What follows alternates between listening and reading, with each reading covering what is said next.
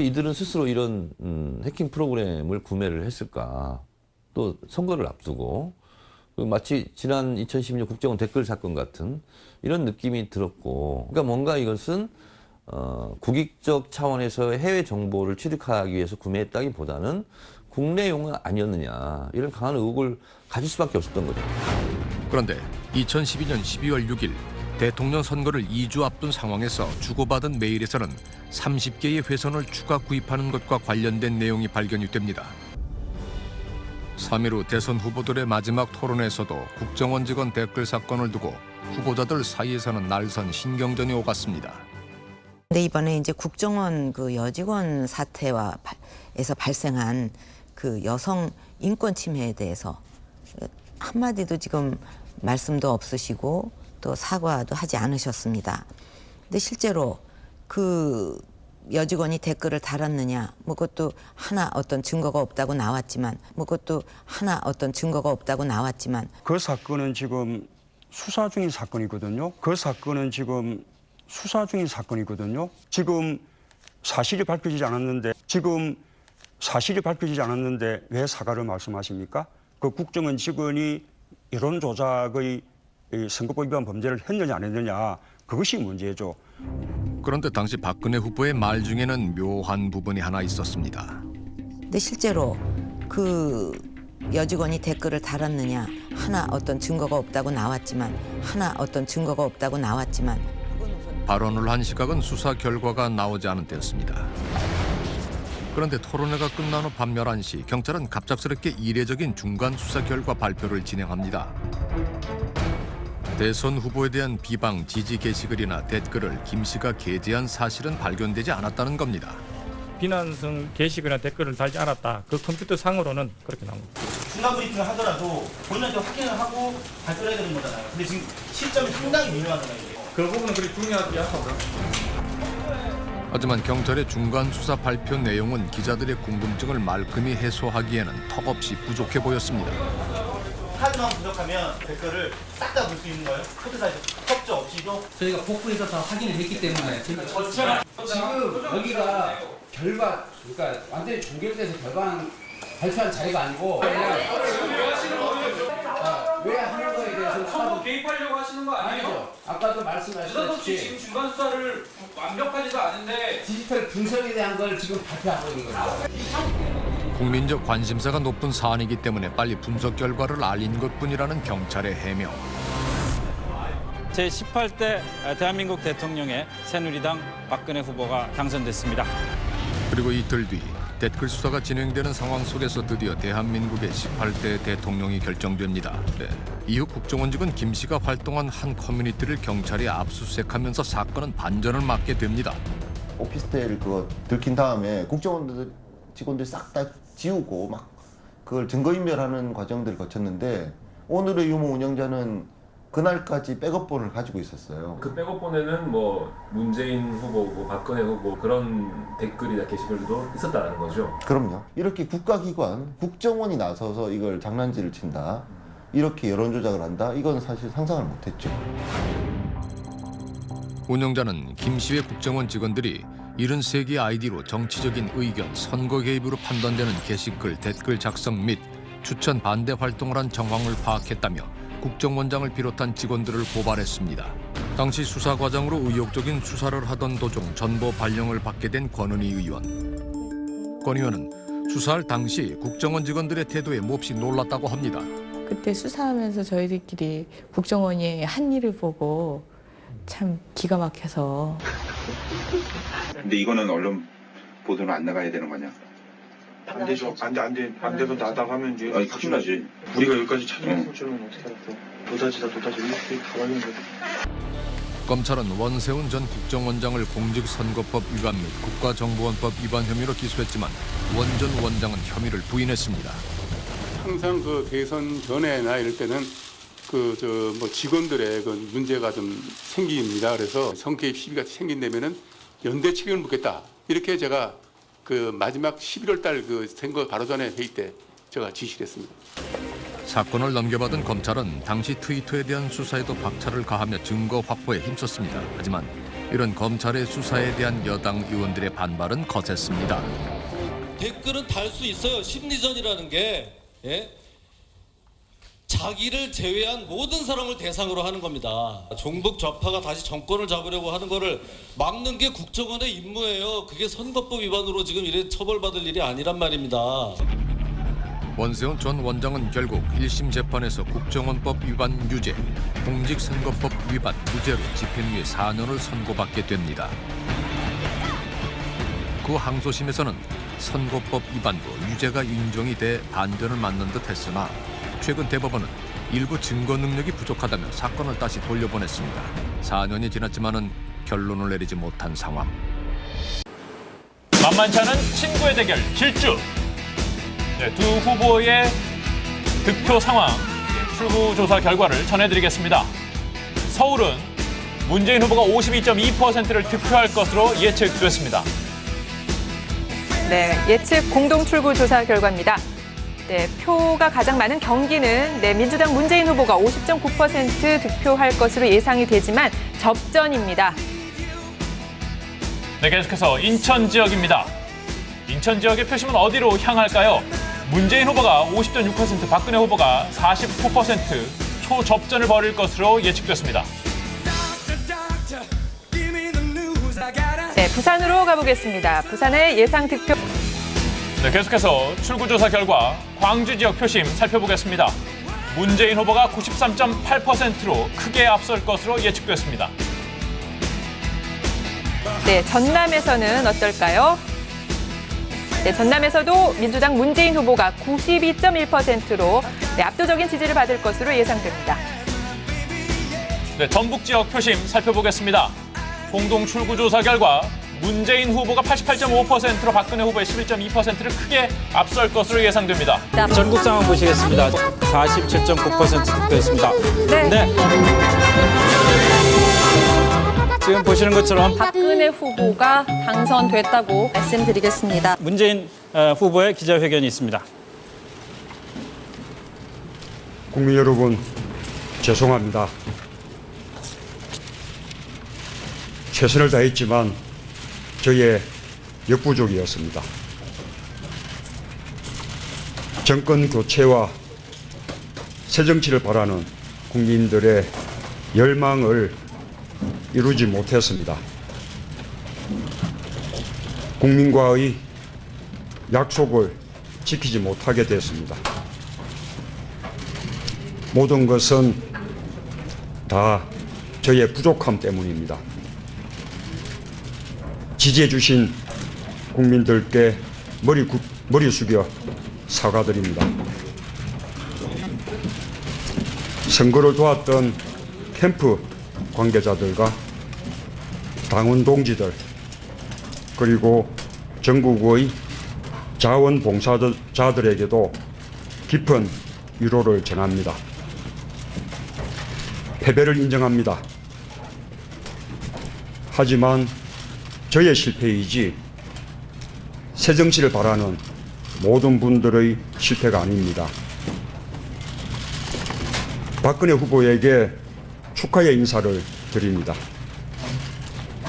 박근혜 당선인께서 국민 통합과 상생의 정치를 펴주실 것을 기대합니다. 나라를 잘 이끌어 주시길 부탁드립니다. 국민들께서도 이제 박 당선인을 많이 성원해 주시길 바랍니다. 거듭 죄송합니다. 그리고 감사합니다. 네.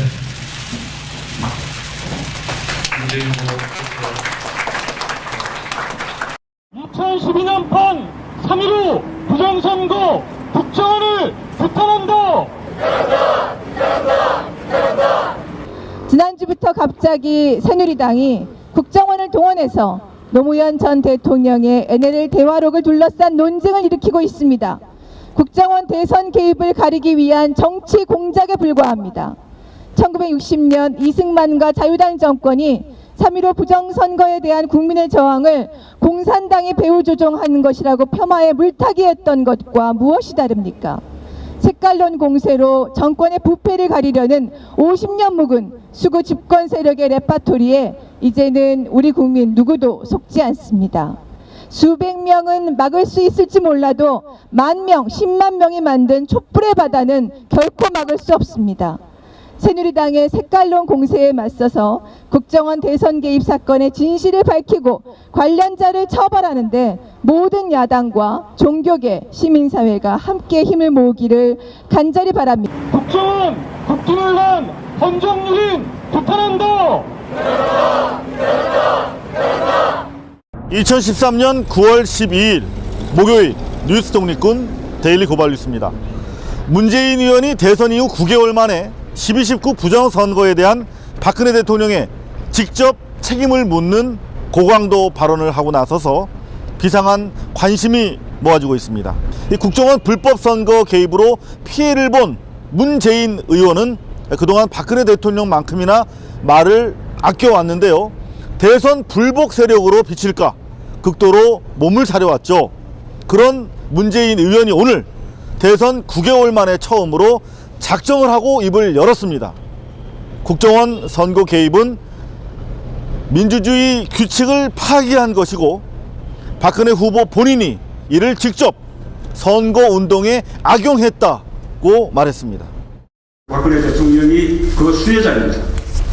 박근혜 대통령 본인과 선대위가 직접 선거운동에 악용하기도 했습니다. 70년대 유신의 주역들이 고스란히 권력 중심으로 복귀하면서 연일 유신 회귀를 알리는 조치들이 이어지고 있습니다. 12.19 부정선거와 이를 덮으려는 시도들 역시 유신의 연장선상에서 이루어지고 있는 일인데요.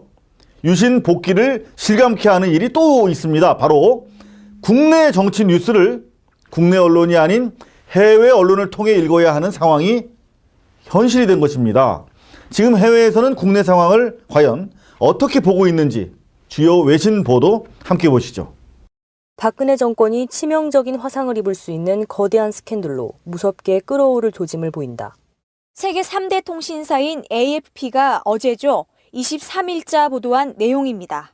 AFP는 근소한 차이로 선거에서 승리한 박근혜는 자기와는 아무 상관없는 일이라고 필사적으로 부인해왔다면서 하지만 정부가 이 선거 개입 스캔들에 대한 수사에 압력을 행사하려 했다는 혐의가 확인됐다고 비교적 상세히 국내 상황을 전했습니다. 민주주의를 훼손한 부정선거를 크게 우려하는 기사를 타전한 AFP의 한국발 기사는 전 세계 50여 개 언론을 통해 퍼져나가고 있습니다. AFP의 보도 하루 전인 22일이죠. 미국 최대 신문인 뉴욕타임즈도 한국발로 기사가 나갔습니다. 점점 심각해지는 선거 개입 스캔들에 따른 한국 군 사이버 사령부의 압수수색이라는 제목의 기사입니다. 국가기관의 부정선거 개입, 선거 이전 수사 결과 조작 발표 등으로 인한 국정원 스캔들로 한국 정치가 마비됐다.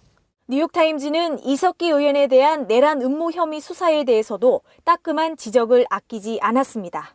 통합진보당 이석기 의원 사건도 자신들이 가진 권력을 정당화하기 위해 관심을 돌리는 수단으로 이용한 것으로 보인다. 뉴욕타임즈는 윤석열 검사의 경질도 함께 전하면서 국정원이 작성한 5만 5천여 개 트위터 내용도 자세히 전했습니다. 뉴욕타임즈의 이번 기사는 비교적 여야의 입장을 공정하게 다루려고는 했지만 박근혜 정권이 부정선거로 인해 출범했다는 인상을 국제사회에 강하게 심어줄 수 있다는 평가입니다. 뉴욕타임즈의 기사는 영국, 호주 등 전 세계 외신을 통해 재인용 보도됐습니다. 프랑스 최대 위성방송 프랑스 24의 지난 11일자 방송 내용인데요. 프랑스 24는 통진당 이석기 의원의 내란 음모 사건과 함께 석연치 않은 이유로 상영 중지된 영화 천안함 프로젝트를 소개하면서 한국이 정치적 마녀 사냥에 휩싸여 있다고 보도했습니다. 지난달 한국의 야당 국회의원들이 한반도에서 전쟁이 발발할 시 남한 정부의 전복을 돕기 위해 무장 봉기를 음모한 혐의로 구속됐습니다. 그러면 한국의 국가안보가 진정한 위협에 처한 것일까요? 혹은 이 상황이 좌익 운동가들을 탄압하기 위한 마녀 사냥을 정당화하기 위해 사용되어지는 걸까요? 방송은 한국 내 좌우 대립 양상을 차분히 설명하는 한편 마녀 사냥식으로 벌어지고 있는 한국 내 종북 좌파 사냥을 우려 섞인 시선으로 전하고 있습니다. 매주 토요일 서울에서 남한의 국수주의자들은 북한을 향한 비난의 구호를 외치기 위해 집회를 가집니다. 시위자들은 북한의 남한 정부 전복 시 도움을 주려 공모한 혐의를 받고 있는 좌익 정당 회원들을 겨냥하고 있습니다. 이 혐의가 한국을 온통 사로잡고 있습니다. 이석기를 비롯해서 4명의 진보당원이 기소되었습니다. 재판을 앞두고 있는 이석기는 남한이 1980년대 민주화된 이후로 내란 음모죄로 투옥된 최초의 국회의원입니다. 문제는 단지 북한을 비난하지 않으면 남한의 적으로 간주된다는 것입니다. 한국의 이런 상황은 마녀 사냥과 상당히 유사합니다. 채널 프랑스 24는 내란 음모 사태 외에도 최근 논란이 된 영화 천안함 프로젝트 상영 중단 과정을 전하고 있는데요. 이 독립영화 감독은 자기 역시 마녀 사냥의 희생자라고 합니다. 최근 다큐멘터리 영화에서 백승우 감독은 2010년 46명의 승무원이 사망한 남한의 해군 함인 천안함 침몰에 대한 정부의 설명에 의문을 제기합니다. 현재 보수주의자들은 영화가 반정부 시위자들에게 상영되지 않도록 방해 공작 중입니다. 저는 한국이 언론의 자유를 보장하는 민주주의 국가라고 항상 생각했었기 때문에 상영 철회로 인해 충격을 받았습니다. 이 보수 정권 아래에서 분위기가 바뀌고 있습니다. 채널 프랑스 24는 CNN과 BBC 등 기존 뉴스 채널과 경쟁을 벌이고 있는 국제 규모의 방송사인데요. 케이블과 위성을 이용해 프랑스어, 영어, 아랍어, 스페인어 등 다양한 언어로 방송되는 만큼 세계의 여론 주도층에 막강한 영향력을 행사하고 있는 방송입니다. 이 밖에도 많은 세계 언론들이 한국 내 정치 상황을 시시각각 전하고 있는데요. 한국 내 천주교계의 비상한 관심과 참여를 반영한 듯 바티칸 라디오가 천주교 시국선언 상황 등을 비중 있게 전하고 있습니다. 외신의 관심에 비하면 국내 언론은 놀랍게도 조용합니다. 국내 상황을 알기 위해 외신을 읽어야 하는 80년대식 정보 역전이 현실화된 것인데요. 의외의 채널에서 요즘 국내 상황을 만날 수 있어 시청자들이 반색하고 있습니다. 일명 손석희 뉴스라고 불리는 JTBC 뉴스입니다. 한국의 정치는 국정원을 둘러싼 스캔들로 인해서 마비돼 있다. 어제자 뉴욕타임즈가 본 우리 정치의 현 주소입니다. 굳이 뉴욕타임즈를 동원하지 않더라도 우리 모두가 보기에도 그렇습니다. 부정선거에 대한 책임론의 당사자인 대통령의 입을 보기는커녕 그녀가 입는 옷을 주목하는 대한민국 방송과 신문들, 한복 패션쇼나 뜬금없는 새마을운동 홍보기사를 톱뉴스로 다루기 바쁩니다.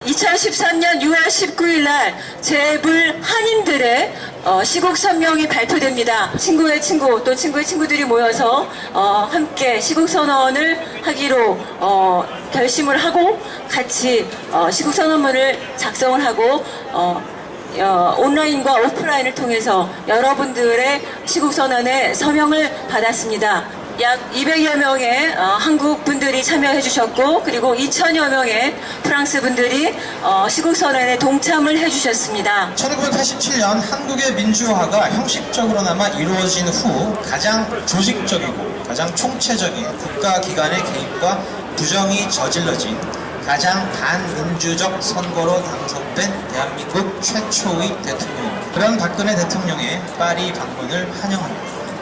그리고 제가 주장하는 것은 그러한 선거로 당선된 대통령의 자리는 무효이며 위법이라는 당연한 사실입니다. 부정한 선거로 당선된 대통령 자리에 연연하지 말고 내려와서 다시 정정당당히 민주적인 선거에 임하십시오.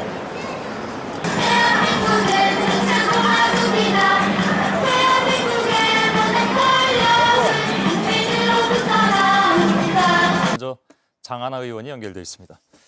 자, 장 의원님 나와 계시죠? 네, 안녕하십니까? 예. 자, 이런 뭐랄까요, 파장이 굉장히 커졌는데 예상은 하고 시작하셨던 거죠? 뭐 파장이 크기까지는 예상 못했지만 저는 새누리당이 검찰 수사 결과 부정선거의 어떤 크기가 사실 맨 처음부터 정부와 새누리당이 주장했던 개인적 일탈이라는 무책임한 발언으로 더 이상 덮을 수 없는 상황에서 저희 이런 주장에 대해서 어안이 벙벙하다, 국회의원 품위를 훼손했고 제명 조치하겠다 이런 그 합리적인 정치 토론회 장으로 안 나오는 것은 상당히 유감이고요. 예. 저는 하루라도 빨리 이 문제, 그 국가적인 위기 상태에 대해서 예. 책임 있는 여야의 토론이 필요하다. 이런 얘기를 드리고 싶습니다. 당론하고는 다르다라고 말씀하셨는데 네. 당 소속 의원으로서 당론과 다른 얘기를 할 수는 있는 것입니다만은 이 사안은 워낙 그 후폭풍이 좀 세서 그래서 아까 오늘 당론과 다른 것을 내놓은 것은 사과한다 이렇게 말씀하신 건가요? 네, 당론과 다르기 때문에 개인 성명 낸 점은 송구스럽긴 하나 예. 저희 주장은 변함이 없고요. 그렇기 예. 때문에 이후에도 여기에 대해서 사과라던가 뭐 입장이 바뀌는 일은 없을 것이라고 다시 확인을 좀 드렸고요. 예. 혹시 계속, 혹시 어제 그 말씀을 하셨을 때 역풍이 상당하리다라는 것을 아까 예상은 못하셨다고 말씀하셨는데요.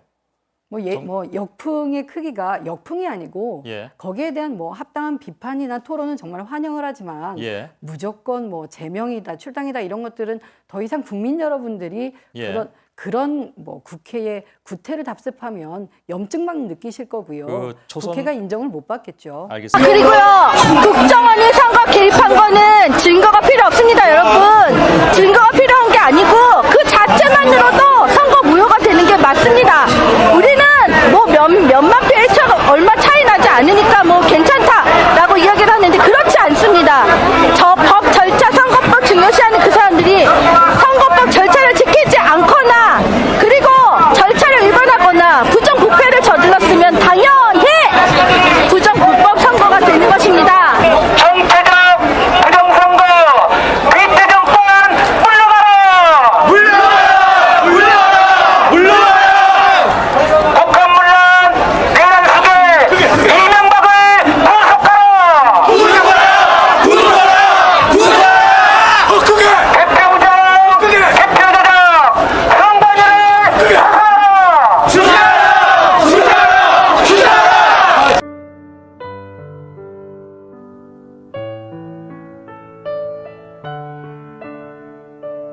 아이들 가르치던 학원 선생이었습니다.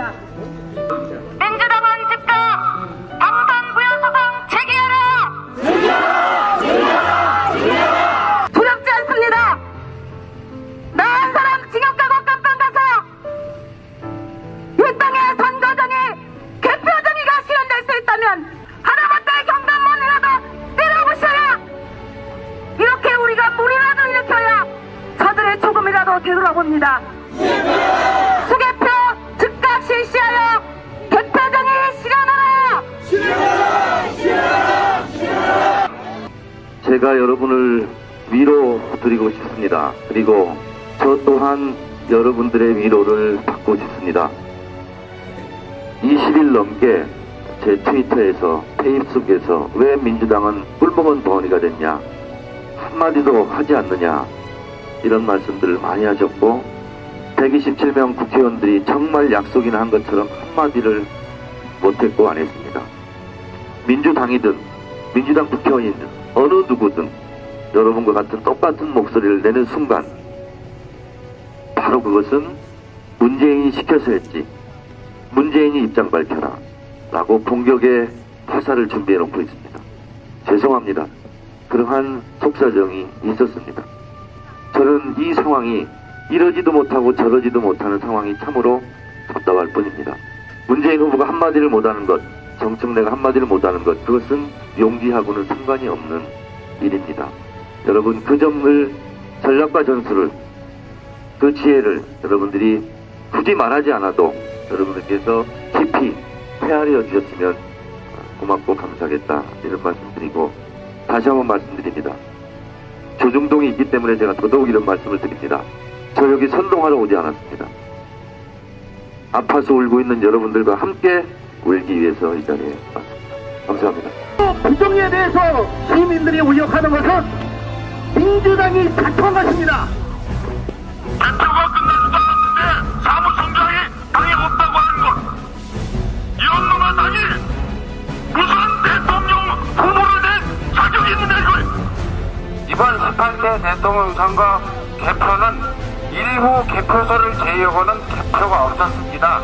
여러분들이 알고 있는 자동 개표기는 개표기가 아니고 개표를 하기 위해서 편리함을 빨리 개표를 하기 위한 보조 수단입니다. 명칭은 자동 분류기입니다. 그래서 이번 18대 대통령 선거에서 개표는 없었다.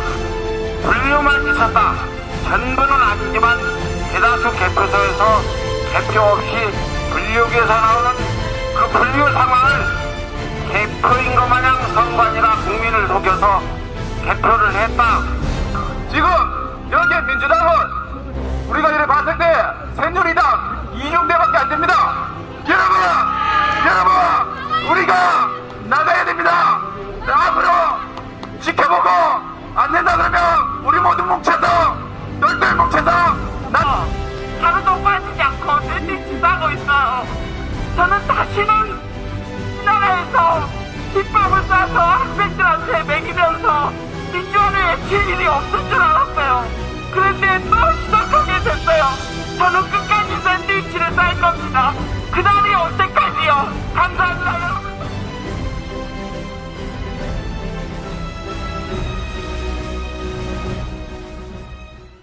근데 이 운영자가 이제 숨어서 프로그램을 조작된 걸 돌립니다. 자, 조작된 걸 돌리면 제가 마음대로 조작할 수 있어요. 5표면 5표마다 한 표서 1번 후보표를 훔칩니다. 2번 표로 넘겨요. 자, 해볼게요. 하나, 둘, 셋, 넷, 다섯. 어떻게 됐습니까? 5표마다 하나, 둘, 셋, 넷, 다섯.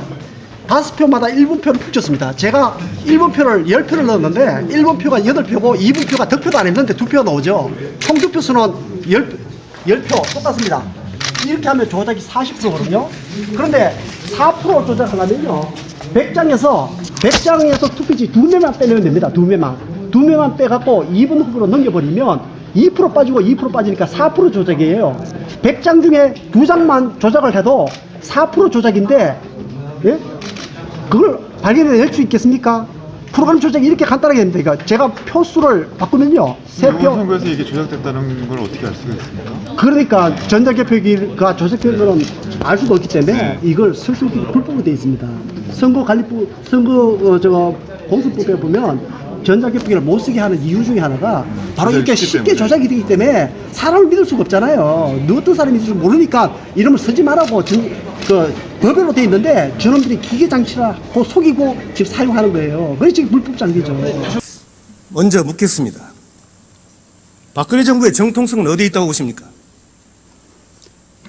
국민들의 선거를 통해서 선거 과정을 통해서 대통령으로 당선되셨고 국민들에게 그 권한이 있다고 생각을 합니다.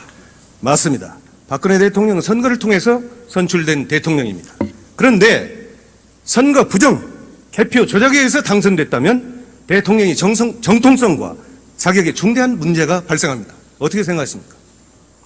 지금 면이라고 하는 조건을 붙여서 말씀하시기 때문에 제가 답을 드리기 어렵습니다. 지금 그러나 부정선거에 의해서 이 정부가 출범했다 이렇게 생각하지 않습니다.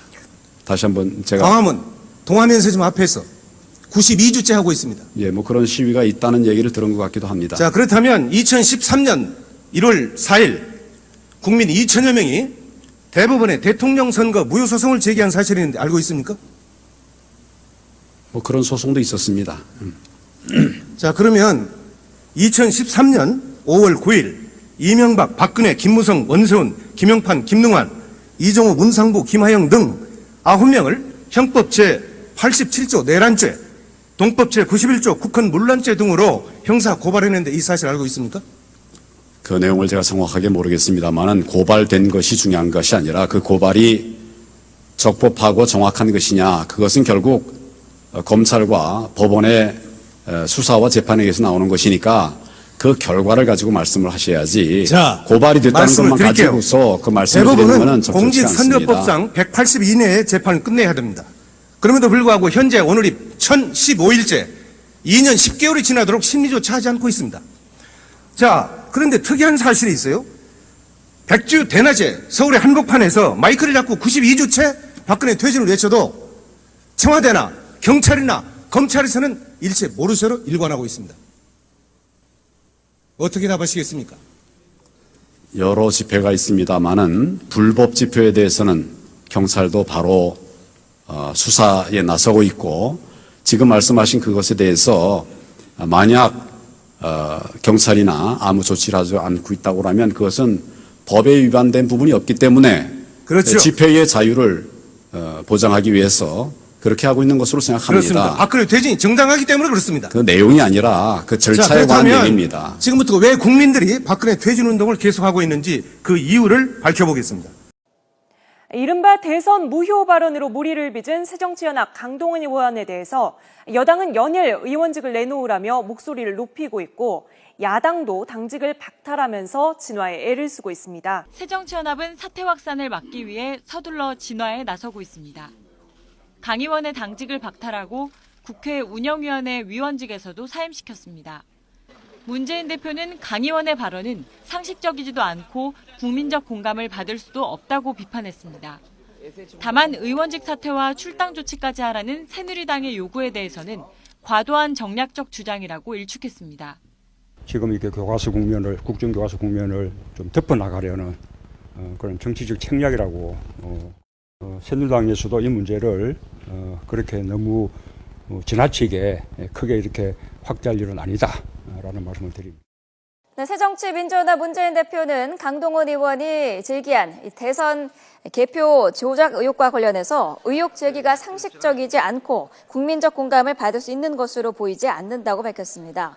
문 대표는 오늘 청년 경제를 주제로 한 간담회를 마친 뒤 기자들을 만난 자리에서 지난 대선에 대한 당의 입장은 변함이 없지만 강 의원이 사회 일각의 의혹에 기초해 그런 질의를 한 것으로 보인다며 이같이 말했습니다. 개표 조작은 있을 수도 없고 있어서도 안 되는 거예요. 있을 수도 없고 있지도 않았습니다. 잠자코 있어요. 자, 첫 번째 사례. 투표소에서 투표가 진행 중인데 개표됐습니다.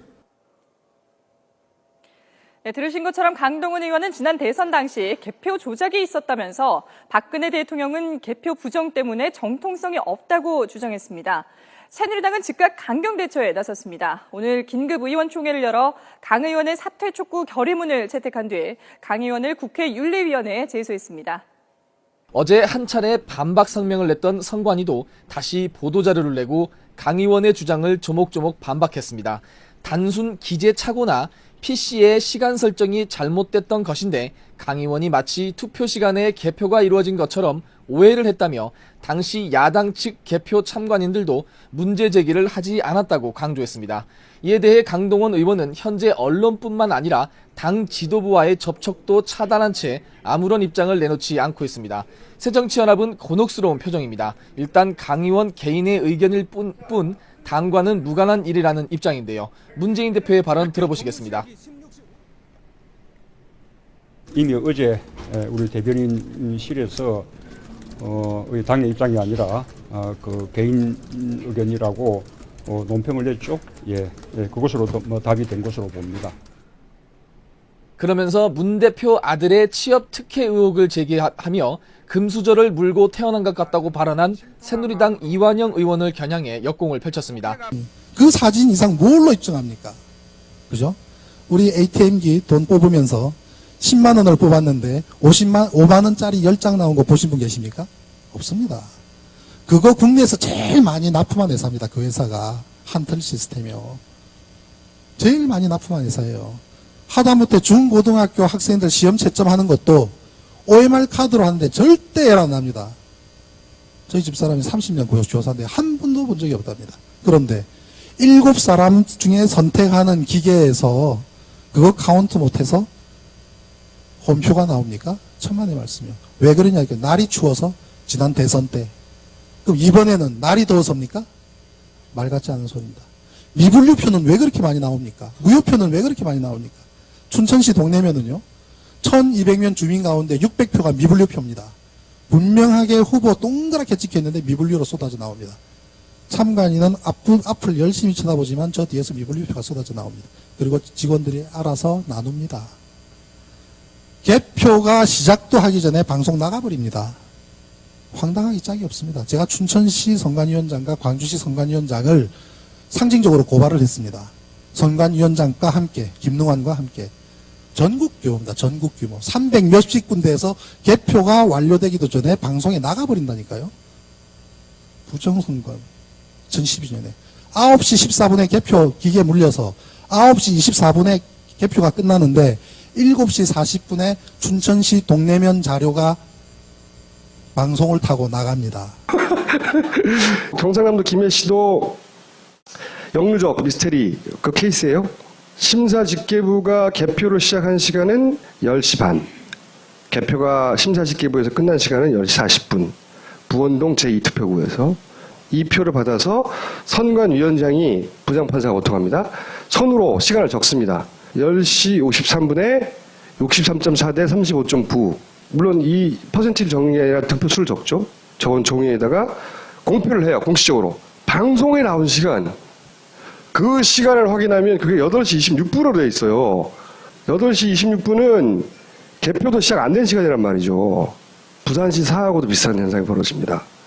부산시 사하고도 역전 현상, 영유적 미스테리가 있는 동네죠. 9시 43분에 개표가 시작돼서 9시 55분에 개표가 끝나요. 근데 이 공표 시간이 8시 54분이야. 심사집계부의 기계가 돌아가서 끝나는 시간보다 앞에 있어요. 그리고 또 한 가지 이상한 지점은 공표가 된 시간과 방송 집계 반영된 시간이 똑같아요. 표를 걷어서 도장을 찍고 손으로 쓰고 그것을 바구니에 담아서 가져가서 다시 입력을 하고 빨라도 1, 2분, 뭐 5분, 10분, 뭐 그 안에라면 자연스러운 일인데 똑같아요. 시간이. 물론 굉장히 빨리 해줄 수도 있잖아. 공표하자마자 막 그랬을 수도 역전까지는 아니지만 요거는 역전까지 요 개표 시간과 비교해서는 역전이죠. 개표는 이때 했다는데 어떻게 공표가 먼저 일어나? 그죠? 부산시 태안군에서 투표함을 열고 투표지를 정리해서 7시 50분에 전자개표기로 투표용지를 넘겼으나 전자개표기가 고장이 나서 7시 50분부터 모든 개표 과정이 스톱되었다는 것입니다. 그런데 7시 50분에 개표기가 고장임에도 불구하고 개표방송에 나타난 서산태안군 개표집계 방송 시간은 7시 30분부터 시작해서 9시 55분에 종료되었다고 합니다. 개표기가 고장나서 돌아가지도 않았는데 개표방송이 되었던 것입니다. 개표 당일 개표장에서 개표집계를 하지 않았는데 선관위 전산센터 인차 서버에서는 방송사에 허위 날조된 개표집계를 제공했다는 것입니다. 중앙선관위가 위원장이 공표하지 않는 개표 상황표를 개표방송에 제공했다는 것은 개표 현장 결과와는 전혀 다른 조작된 데이터가 개표방송에 제공했다는 것을 증명하고 있는 것입니다. 문재인 대표는 3구 초력 끝에 김 전 의원의 수락을 받아냈으며 오늘 오후 최고위 논의를 거쳐 인선 결과를 공식 발표했습니다. 김 전 의원은 지난 대선 당시 박근혜 대통령의 경제 멘토로 경제민주화의 아이콘으로 불립니다. 문재인 대표는 시대의 과제가 소득 불평등 해소고 이를 위해 경제민주화가 반드시 실현돼야 한다는 점을 감안해 김 전 의원을 모셨다며 영입 배경을 설명했습니다. 12년 대표 부정 같은 것도 지금 언론에 하나도 노출이 안 돼 있는 상태고 대법원에서는 지금 그 판결도 안 이루어지고 있는데 잠깐만요. 혼자 다 독점할 수 없으시잖아요. 네네. 한마디만 드릴게요. 그동안 많은 그 주제 이야기를 어디 하나 다 했습니다. 더불어민주당이 권리당원이시라면 이제부터는 그 얘기 하지 마십시오. 부탁드립니다. 왜냐하면 그 소득 없고 생산성 없고요. 절대로 당에 도움되지 않습니다. 그 개표 부정의 문제는 우리 당에만 문제가 아니라 새누리당에게도 문제입니다. 우리가 집권하면 그들이 당할 수 있는 거예요. 만약에 하자 있는 시스템이면 그들을 둘 리가 없어요. 문제는 수개표하면 더 낫긴 하겠죠. 하지만 비용의 문제가 있고 시간의 문제가 있습니다. 어쨌든 그 문제는 의혹 없도록 나중에 그들도 과거에 제기한 적이 있잖아요. 개표 부정의 문제를 그러니까 졌잖아요. 그렇죠? 그러다가 그 문제는 아마 정치개혁 부분에서 해결될 거니까 부탁드리는데 다른 곳에서 사적으로 하시는 건 괜찮지만 더불어민주당 이름 걸고는 절대 하지 마십시오. 고맙습니다. 다음. 제도를 바꾸지 않는 한 대한민국 미래 없습니다. 선거제도 안 바꾸면 어떤 선택을 해도 저는 단언하건대 2010년 이후로 한나라당은 과반수 이상을 득한 적이 없습니다. 여론조사요. 한명숙 총리 서울시장 나갔을 때 바로 3일 전까지 한겨레에서 조사한 여론조사도 18% 차이가 났습니다. 아십니까? 여론조사 기간이. 불과 며칠 전에. 막상 까보니까 어땠습니까? 박빙에서 끝났잖아요. 여론 조작하죠. 저 사람들은 한 번도 과반을 넘은 적이 없습니다. 결과를 조작하기 때문입니다. 이번에 인천, 부산 면밀히 들여다보십시오. 서울은 워낙 차이가 많이 나니까 조작을 해도 못 뒤집었을 뿐입니다. 저런 시스템을 갖고 있는 한 어떤 선택의 여지도 없습니다. 저걸 갖고 있는데 뭐가 겁납니까? 대장 바꾸면 되는데 지금 당장 선거해도 이길 자신이 있는데 결과가 말해주는데 저 사람들은 겁나는 거 없습니다. 누구를 위해서 이랬느냐? 박근혜 천만의 말씀입니다. 선거 맞으면서 부정선거 없애는 완벽한 방법이 있습니다. 투표한 곳에서 개표하면 됩니다. 자, 여기가 투표장이면 투표 끝났습니다. 자, 개표 시작. 문 걸어 잠그고 5분씩 나와서 여기서 하면 전국에 13,500군데 투표구에서 3천만 명이 투표했기 때문에 평균 2,222표. 많아야 3,000표. 3,000표면은요, 100만 원 다발로 30개. 요만큼입니다. 요만큼. 이거를 10명이 세알리면 1인당 300장 세알리는 건데 300만 원 세알리는 건데 몇 시간 걸리겠습니까? 1시간 이내 개표 끝납니다. 그리고 삼선의 최규성 의원, 그리고 전북 남원임시 순창의 강동원 의원도 공천을 받지 못하게 됐습니다. 예, 여러분께서는 지금 강동원 전 국회의원님과 함께 김광진의 톡쇼를 보고 계십니다. 또 의정활동 4년도 누구보다 부끄럽지 않게 잘 하시는 것이 있는데 근데 그것들에 대한 것들보다는 개표 저작 문제, 대선 부정 문제, 이제 이게 제1의 강동원의 연관 검색어 이렇게 이제 나오지 않습니까? 일단 그거 자체에 대해서는 조금 안타까움이 없으십니까? 정치인으로서 후회는 하지 않습니다. 다만 그거를 빌미로 해서 당에서 정부적 판단을 했다. 저는 그 부분에 대해서 도대체 이 나라는 야당이 존재하는가? 야당 국회의원들은요, 감옥 갈 각오를 하면서 야당을 해야 되는 겁니다, 원래가. 그리고 국회 진출을 허락하셨던 분들은 국민들 아니겠습니까? 국민들이 야당 의원들을 많이 보냈다. 야당으로서 역할을 잘해달라 이런 건데, 그야말로 의정단상에서 대여투쟁, 청와대나 뭐 국정원이나 뭐 보수 언론들을 통해서 부단하게 투쟁을 해서 그야말로 야당의 목소리를 냈던 사람들을 다시 공천 주면 부메랑이 돼서 뭐 이 당에 어떤 불이익이 온다 이런 생각들을 어떻게 하는 건지, 또 그런 발상을 통해서 컷오프를 시키고 지역 주민들을 아주 기만하고 우롱한 이런 거에 대해서는 역사에 준엄한 평가와 더불어서 심판이 있을 것이다. 그러니까 뭐 이것을 야당이 각성하지 않고 깨내지 않는다면 2017년 12월 대통령 선거 암울을 할 수밖에 없다. 그렇게 생각을 합니다. 입당을 했고요. 그리고 이제 가장 중요한 거는 컷오프를 시키는 데 있어서 조작을 했다라고 하는 정황들이 있어요. 그건 무슨 얘기냐면은 아까 말씀드린 대로 제가 당에서 컷오프를 당하고 무소속으로 출마해서 4월 13일이 선거였잖아요. 4월 8일까지도 제가 지역 여론조사, 마지막 지역 로컬 언론에서 조사한 결과는 제가 1위였어요.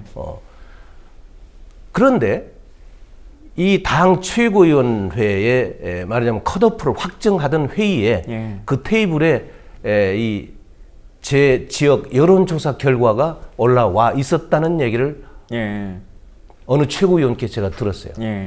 보니까 제가 당시에 경선하겠다라고 해서 후보 등록한 분이 3분이었는데 당에 3분 중에서 제가 제일 낮은 여론조사 결과가 나왔다.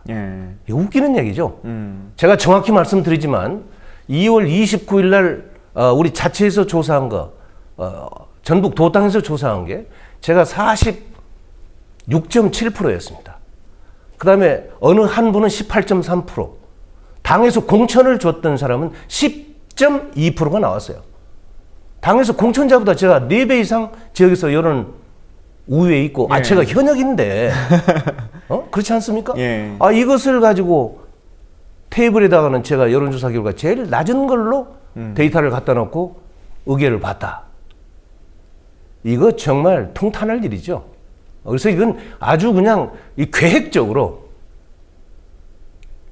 저를 컷오프시켰다. 지금까지도 당에서는 일체 얘기 한마디 없어요. 예. 사과도 없고 설명도 없고 이유를 밝히지 않고 있는 우리가 건국 이래에 이 정치가 이렇게 쭉 오고 있지만 여야를 막론하고 지역에서 선출된 지역구 출신 국회의원을 지역위원장 주지 않는 사례가 제가 첫 번째입니다. 예, 그러니까 비례대표가 그 지역을 출마하겠다는 그런 게 아니고 그것도 아니고 그 선거에서 그 예. 지역구에서 당선된 현역 의원을 그렇습니다. 예. 그만큼 우리 당이 오합지졸이 돼 있는 거죠. 자기 할 몸 다 우리들의 목소리가 안 들렸다니까 이제 문재인한테는. 내가 보기에는 안 들린 게 아니에요. 너무 그것이 약했어요, 사람이 결국에는 그거밖에 안 되는 거예요. 전 정말 문재인 의원실에 왔었는데요. 저는 솔직히 갈 때 거기 앞에 사람들이 되게 많고 막 피켓 시위하고 막 사람들이 막 모여서 솔직히 만나기 힘들 줄 알고 갔어요. 한산해요 가니까 차상구 의원실 갔다니까요. 근데 물론 끊임없이 이렇게 사람들이 뭐 만나러 와서 이렇게 문재인 의원은 사람 만나야 되지만 또 사람들 이렇게 만나야 되지만 그 주변도 한산하고 조용해요. 그래요? 예. 거기 가서 뭐 했다고 그러더니 안 해요? 저는 갔어요. 저희 갔었어요. 근데 저도 갈 때 혹시 못 만날까 편지를 쓰고 막 그랬어요. 드리고 왔는데 그러니까 저는 거기 사람들이 되게 진짜 막 붐빌 줄 알았는데 조용하더라. 그러니까 거기가 텅 비었고 여기가 진짜 우리나라에서 야권의 어떤 최고 영향력이 대표님 그때 문재인 나서면 안 된다는 사람들도 굉장히 많았어요. 그러니까 제가 교수님한테 말씀드리고 싶은 게 사람들이 문재인에 대해서 이렇게 아쉬움을 토로하는데 실제로 문재인이 우리의 소리를 듣게끔 우리가 뭘 했느냐 생각을 해봐야 돼요. 소리를 안 들었다고는 말씀 건 아닌 것 같아요. 듣긴 들었겠지만 약했다는 거죠. 그래서 어쨌든 그냥 여기 간접적으로만 막 그 인터넷 청원하고 그리고 뭐 몇천 명 모여있는 그런 단상에 올라가서 소리 지르고 실제로 문재인 후보에 대해서 뭔가 좀 우리가 진짜 가서 뭐 하려고 그러면은 야, 너 미쳤냐 문재인 죽이게 하려고 그러냐 뭐 그런 사람들 되게 많았어요. 이렇게 되니까 정말 이 아비규환 속에서 실질적으로 문재인 후보는 조용했던 거예요 주변이. 문재인 후보도 얘기 들으니까 실제로 자기가 직접 만났어요? 네, 직접 만났어요. 그러니까 문재인 후보도 뭐라고 하겠냐면 자기도 50명인가 아무튼 그 변호사들 대동해서 우리가 지금 본 자료들 이런 거 있잖아요. 다 검토했다. 나라고 가만히 있었던 것도 아니다. 안 있었던 게 아니라 다 검토했고 그런데 아무도 이게 어떤 증거로서의 확실성이 없기 때문에 없다고 하더라고요. 변호사들이 문제예요. 그러니까 이제 그런 입장을 하셨고 그러니까 문재인 후보가 가만히 있었던 건 아니에요. 그리고 되게 망설였던 것도 인정하고 본인도 변호사잖아요. 아쉽기도 하지만 그러니까 우리가 잘못한 것도 인정을 해야 된다는 거 봐요. 이 아주 긴박했던 21일까지의 시간 속에서. 그러니까 아니 나는 내가 얘기했잖아요. 만나게 해달라고 했더니 연락도 없고. 이 최순실의 박근혜 농단이 이게 뿌리가 어딨냐니까 이게 부정선거예요. 부정선거.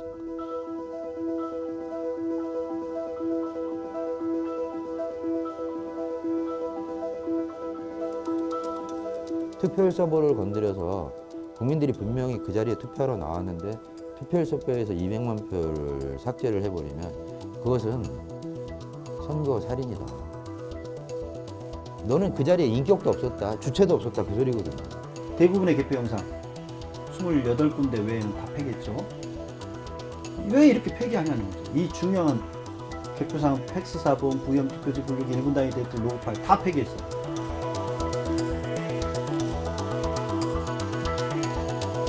사실 전자개표기를 제가 해킹한다 그러면 가장 쉬운 방법은 만드는 업체를 해킹하는 게 가장 쉬운 방식입니다. 그래서 처음 만들 때부터 악성코드 심은 거예요.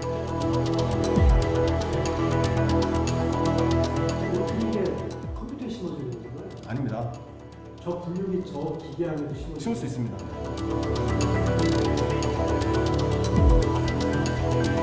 카메라에 다 잡힐지 모르겠는데 위원 도장이 다 똑같은 모양이에요.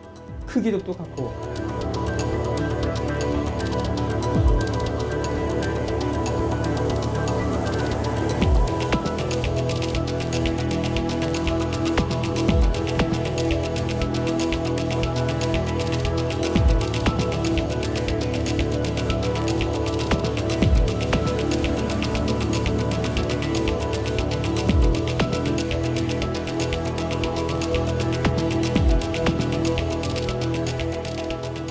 선관위 위원장들이 다 지역의 거의 부장판사급들이지 않습니까? 그럼 그 사람들은 여지까지 그 불법으로 돼 있는 그 개표사항표를 자기네들이 위원 날인을 해가지고 도장을 찍어가지고 그걸로 공표를 하고 그걸로 당선자를 발표를 하고 그 사람들이 다 범법자가 된 거죠. 대법관들은 말할 것도 없고. 그러니까 대법관들이 지금 재판을 안 하고 있어요.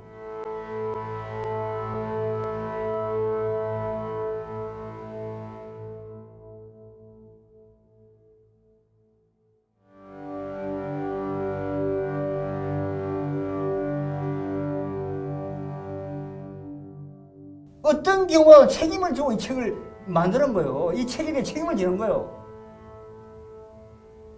주범 김능한 중앙선거관리위원장, 대법관, 국가정보원장 원세훈, 새누리당 총괄본부장 김부성. 심지어 그 이 부정선거 백서는 각 방으로 다 돌렸고 심하게 언쟁도 했고 싸웠고 다 했어요. 그때마다 다 그분들은 덮자. 이 사람들 다 사형이요, 사형. 정의가 사형됐듯이.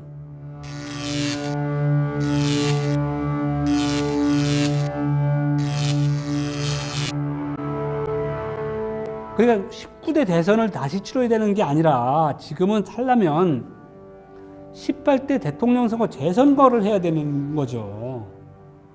이게 박근혜는 자체는 그건 선거 원인 무효로 해가지고 그냥 아예 그냥 역사에서 빼버려야 되는 거예요. 그게 그냥 역사에서 빼버려야 되는 거예요. 역사에서 빼버려야 되는 거예요. 저희 현장에서 있었던 일부 개표 사무원들의 실수를 가지고 지금 부정이라고 크게 확대 재생산하고 있는 거잖아요. 그런 논란이 잠재울 수가 없습니다. 그분들의 그 의혹제기는 어떤 걸 하더라도 영화 찍는다고 해서 제 개인적인 생각으로는 달라질 수는 없는 거고 나름대로 준비해야 될 일들이 많이 있거든요. 원래 12월 선거를 해도 준비해야 될 일이 많은데 그보다 앞당겨질 수도 있는 상황에서. 하지만 박 전 대통령이 승복 메시지를 내지 않으면서 사실상의 불복으로 해석되고 있습니다. 앞으로 있을 검찰 수사에도 응하지 않을 가능성도 있습니다. 그럴 경우 검찰이 체포영장 청구 등 강제 수사에 들어갈 수 있습니다. 정치권에서는 이런 불복의 메시지가 지지 세력을 결집하기 위한 전략이라는 지적도 나옵니다.